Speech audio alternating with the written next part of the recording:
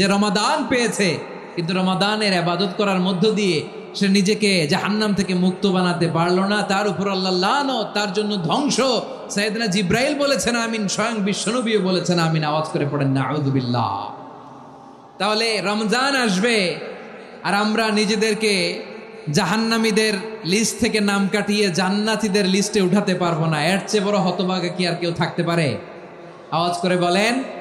তাহলে রমাদানের এই রহমত, বরকত, মাগফিরাত, ফজিলত আমাদের কামাই করার দরকার আছে না নাই? আর মাত্র 7 দিন বাকি। আর মাত্র কয় দিন? এগুলো নিয়ে আমাদের কোনো আগ্রহ নাই। তোমাকেই খুঁজছে বাংলাদেশ, ক্লোজ আপ ওয়ান, আর মাত্র 7 দিন বাকি। টেলিভিশনে বিজ্ঞাপন আছে না নাই? রেফেল ড্র হবে লটারির, আর মাত্র 5 দিন, আছে না নাই? কিন্তু এমন এক বরকতময় মাস আসতেছে, আর মাত্র 7 দিন বাকি। আমাদের কোনো সেন্সই নাই, আমাদের মধ্যে কোনো অনুভূতি কাজ করে না। হায় রে দুর্ভাগা মুসলমান। আমার প্রিয় ভাইয়েরা, আপনি পৃথিবীতে যত ইবাদত করেন সব ইবাদতের সওয়াব নির্ধারিত। এটা পাবেন বা ওইটা পাবেন, এই সওয়াব জান্নাতে, এই বাড়ি ওই বাড়ি। শুধু সিয়ামের সওয়াবটা অনির্ধারিত।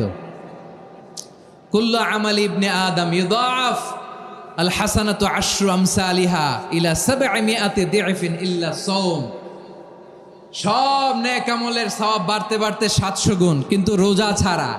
রোজার সওয়াব কি হবে? বান্দা খালি রোজা রাখে, ফেরেশতারা কিছু লিখতে পারে না আমল নামায়, কারণ আল্লাহ বলে এটা কিছু লিখিস না, কারণ আস-সাওমুলি, এই রোজা রাখছে আমার জন্য, ওয়া আনা আজজি বিহি, এই রোজার সওয়াব, প্রতিদান, অ্যাওয়ার্ড, এটা কিয়ামতের দিন আমি আল্লাহ নিজ হাতে দেব, নিজ হাতে দেব। আরেক বর্ণনায় এসেছে ওয়ানা উজজাবি, আমি আল্লাহ নিজেই হয়ে যাব রোজার প্রতিদান। সুবহানাল্লাহ পড়েন।